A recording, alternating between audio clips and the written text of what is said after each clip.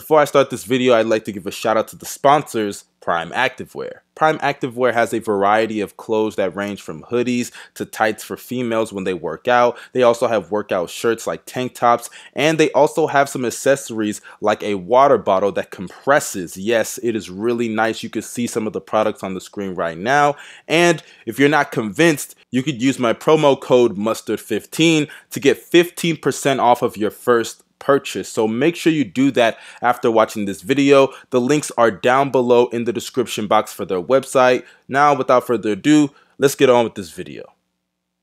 If there's one thing that all of us NBA fans universally enjoy, it is trades. We love player movement because it creates so many alternate scenarios that can impact the NBA in various amounts of ways. But in today's video, we're going to be talking about only 5 of them, and these 5 trades I believe need to happen as soon as possible because each and every one of these trades will help all parties involved and hence giving us a better product as fans. But before I get started with this video, make sure you drop a like down below so I can keep making fire content just like this. Comment your opinions in the comment section. I would love to know what you guys think about these trades, if you think I left any trades out, and make sure you hit that subscribe button if you are not already subscribed, and hit that bell to be notified after each and every single video that I post. And also do not forget to follow me on social media, primarily on Twitter. The links are down below in the description box. But without further ado, let's get started with this video. Now, I think it's only fair that we start off with the bang, and the first trade that I'm going to talk about is Blake Griffin being traded to Phoenix. Blake Griffin being traded to Phoenix is a trade rumor that I think a lot of people have picked up on, especially over the past couple of weeks, that Blake Griffin has come back from that injury that he had in the beginning of the season, and he has been terrible. This guy is shooting below 40% from the field, and he is a big man. Now, I do understand Blake Griffin's game is not only in the paint, and his mid-range game has suffered over time, mainly due to injuries, I would at least think. But let's be honest here, the Detroit Pistons need to move on from Blake Griffin, and this trade would help them do so. And I think a trade to the Phoenix Suns is perfect. In terms of what they would actually have to give up, I think the Phoenix Suns obviously would receive solely Blake Griffin, and the Detroit Pistons would get Tyler Johnson, Aaron Baines, Miles Bridges, and also Dario Saric. Now, when you look at the Phoenix Suns side of it, the Phoenix Suns get Blake Griffin, who obviously they can pair with Devin Booker. And I think when it comes to Blake Griffin's efficiency, I think the reason that it suffers is because offensively, the Pistons don't really got much outside of Blake and Derrick Rose. So I definitely think his efficiency would be helped on a team where he can share ball handling responsibilities with players like Ricky Rubio and Devin Booker. He would obviously be at least the second option on that team with Devin Booker there, who's the main guy. And when you look at the most successful part of Blake Griffin's career, it was when he was playing alongside Chris Paul. And I think him playing alongside Ricky Rubio could definitely help him because Ricky Rubio will be generating open looks just like how he's doing for Devin Booker, and his efficiency went way up. So I definitely think that Blake Griffin could be helped if he goes to Phoenix. And when you look at the Detroit Pistons side of things, you got to get rid of Blake Griffin's contract. It is way too much. And when you look at the players that they're going to be receiving in this trade, Tyler Johnson, Aaron Baines, and Dario Saric, they're all one-year deals, so they will be off the books next year, and you'll get some cap flexibility right there. And when you look at Mikal Bridges, he definitely still has some potential on the defensive side of the ball, and from 3, if he can fix that shot and become a little bit more efficient, I definitely think he could help out the Detroit Pistons. But this trade benefits everybody involved. Blake Griffin needs to definitely be maximized right now because it looks like he's falling off a cliff super fast, and you need to try everything, or at least Blake needs to try everything to fix his career and get on the right path. And the Phoenix Suns, let's be honest here, they need to start pushing for the playoffs because they've had enough of losing so much. Devin Booker, you can tell he does not like to lose, and this trade would definitely help all of their aspirations for both parties involved.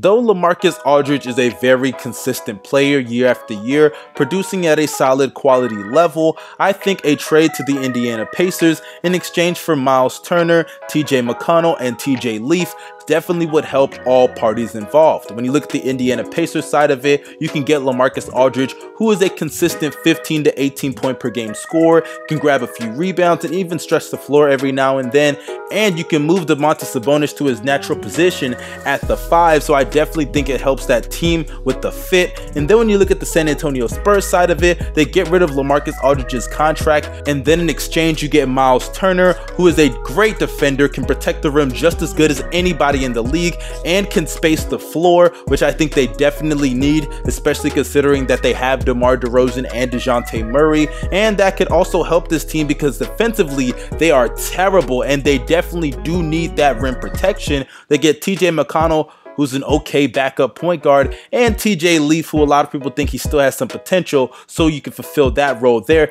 and just put him at the power forward, whether he's starting or coming off the bench, who cares? But I definitely think it favors both parties involved. And if we're being honest here, LaMarcus Aldridge does not have much time left to contend for a championship, so I think this situation not only benefits both teams involved, but also the players as well.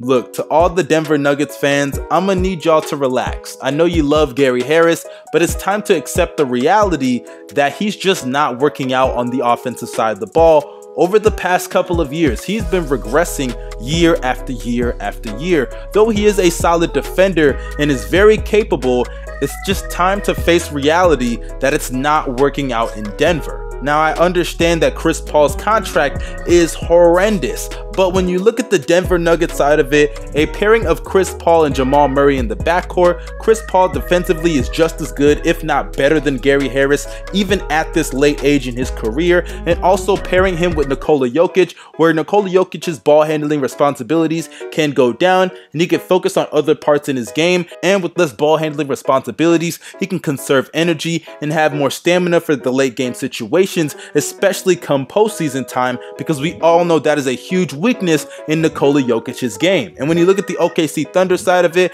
they get Gary Harris to pair with Shai Gilgeous-Alexander, which I think will make a very solid backcourt for this team and one of the better young backcourts in the NBA if they choose to do so. And Plumlee is just a solid player who I really have here just because I need to fill out the contracts. But this trade involving Chris Paul for Gary Harris and Miles Plumlee, I definitely think needs to be made as soon as possible because both teams, they need this.